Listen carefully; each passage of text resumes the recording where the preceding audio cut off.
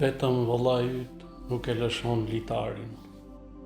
Thuhet se në një fshat gjendej një pus nga I cili pinin ujë banorët.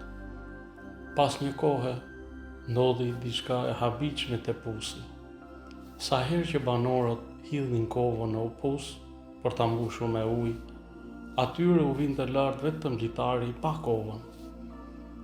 Kjo gjë përsëritej shpesh dhe u bë shqetësim tek banorët dhe askush nuk e dinte shkakun. Disa nga banorët thanë se pusi ishte I banuar nga gjindët. Një ditë prej ditëve, dikush nga banorët e fshatit tha: "Duam që dikush prej nesh të hyjë në pus dhe të shohë." Por banorët refuzuan të futeshin nga frika se mos zhdukeshin. Në atë çast, një burr ofroi veten e tij vullnetarisht për këtë detyrë. Mirëpo, burri vuri një kusht, që të vinte vëllai I tij dhe të mbante litarin me ta, sepse vetëm vëllai të tij I besonte. Banorët e fshatit u habitën me këtë kusht dhe me këtë kërkesë të burrit. Ata e lajmëruan vëllain e tij dhe I erdhi dhe mbajti litarin së bashku me banorët e fshatit. Kështu që burri zbriti në pus për të hetuar misterin e mosardhjes së kovës nga brenda pusit. Kur burri hyri në pus, pa një majmun aty brenda, dhe ishte ai që e zgjidhte kovën nga litari. Burri e kapi majmunin dhe e mbante në gjoks dhe nuk I njoftoi banorët që mbanin litarin. Ai u tha atyre që ta tërheqin litarin.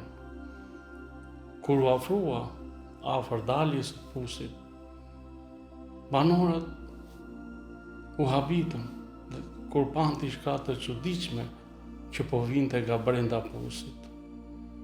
Ata menduan se ishte ndonjë djallë, kështu që e lëshuan litarin dhe ikën të tmerruar.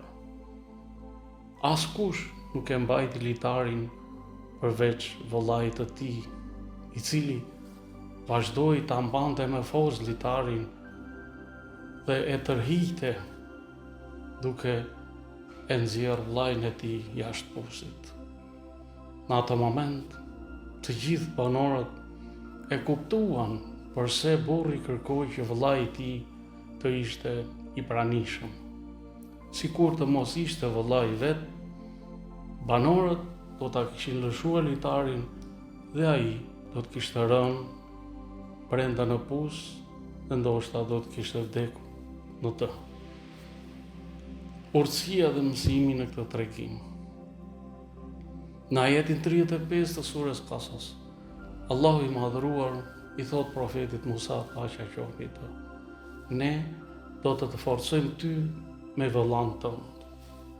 Vëllai yt është tylla më e fortë. Prandaj shmangu gjithçkaje që mund të prish marrëdhënien tënde me vëllain tënd, sepse nuk do të gjesh në këtë botë dikën që të mbështet si vëllai yt. Kapuni pas vëllezërve dhe motrave tuaja. Kujdesuni për ta, sepse nuk ka lidhje më të bukur pas asaj lidhje me prindrit se sa ajo me vëllezërit dhe motrat. Mos të mashtroj numri I madh I njerëzve rreth teje.